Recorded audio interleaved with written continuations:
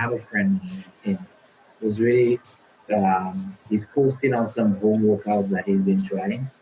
So my point is, let's try something new. You never know what you'll discover with your workout routine. So as for tips, one is not as bad where we are yet. Obviously, it's gonna come. I mean, you're from Argentina, or you're not there yet, but I heard that they're pretty tight on the restrictions now. I mean, it's getting so around the world. But that these are the tips that I have generally. So What about yoga?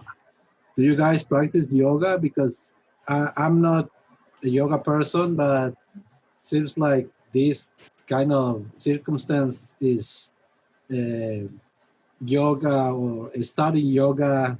I don't would be that's a good kind of idea. like a good idea, because my idea is that yoga doesn't take much space other than your yoga mat, right? Am I Mhm. correct about that? Yeah, it doesn't take. Well, I don't know if Shane wants to say anything.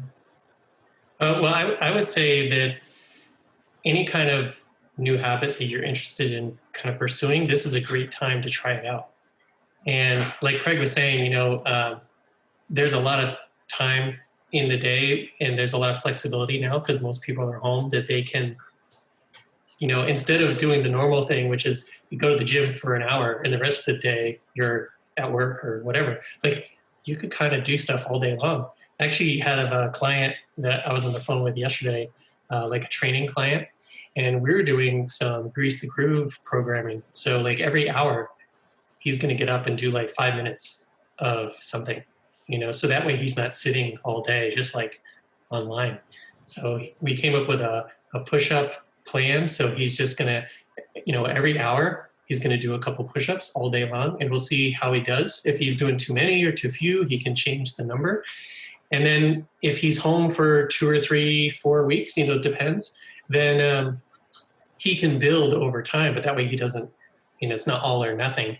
And one of the things that he's working on is a lot of mobility and stretching. So he's also going to be doing these little breaks throughout the day. So instead of trying to do like an hour of stretching at the end of the day, he's going to do a little bit here, a little bit there. So that way he's not in the chair, for 8 hours straight.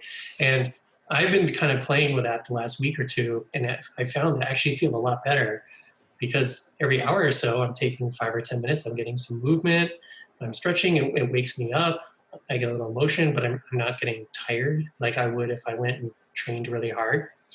But you're right, Alejandro, it's like no space, no equipment. If you have a mat or even a towel or a blanket or something, you put it on the floor, and there's tons of yoga stuff on YouTube and all those places, and it would give you a great way to, slowly, like you could even start tomorrow morning and do a couple poses and see how you do. And if you did them every day, oh my goodness, over the course of the month, the least flexible it's so good.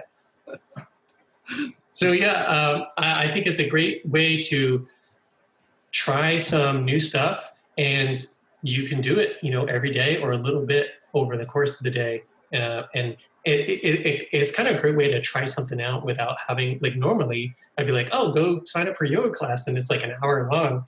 You might get 10 minutes into it and be like, oh my God, but right now you could just do 10 minutes and then stop and then see how you feel. So I don't know, Craig, do you have any ideas? Craig's a super smart guy. He knows all kinds of stuff. So I always like to ask and get his opinion.